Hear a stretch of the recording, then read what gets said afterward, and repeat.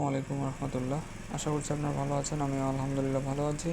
তো আজকের টপিক হচ্ছে পেসেজ নারেশনের ক্লাস 3 নাম্বার। তো 8 নাম্বার রুলসটা দেখি। রিপোর্টের স্পেস যদি by God, by Allah, by job ইত্যাদি থাকে তাহলে রিপোর্টের ভার্বের প্রথমে নিতে হবে ডাইরেক্ট স্পেসে swearing by God, swearing by Allah বা সোয়ারিং বাই জব। চলুন দেখি এক্সাম্পলটা।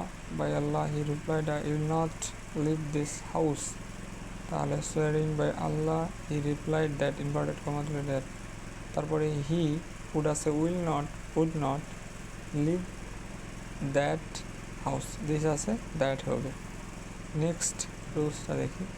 রিপোর্টের স্পিচে যদি কাউকে সম্বোধন করা বোঝায় তাহলে অ্যাড্রেসিং দ্যাম অ্যাজ বসে। এক্সাম্পলটা দেখি। আর ইউ হাংরি ফ্রেন্ডস, এই যে ফ্রেন্ডসটা সম্বোধন করা বুঝাইছে সেইড দ্য কিং।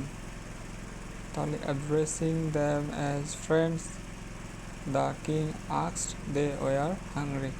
আস্কড হলো, যেহেতু এটা হচ্ছে ইন্টারোগেটিভ সেন্টেন্স সেহেতু এখানে আস্কড হবে। প্রেজেন্ট ইনডিফিনিট আছে, পাস্ট ইনডিফিনিট হবে দে ওয়ার কি hungry. Good morning, good evening, good night যদি থাকে তাহলে রিপোর্টেড ভার্বের সাবজেক্ট হবে। তারপরে উইশ বা উইশড হবে, রিপোর্টেড ভার্বের অবজেক্ট হবে। চলুন এক্সাম্পলটা দেখি। আই সেই টু হিম গুড মর্নিং।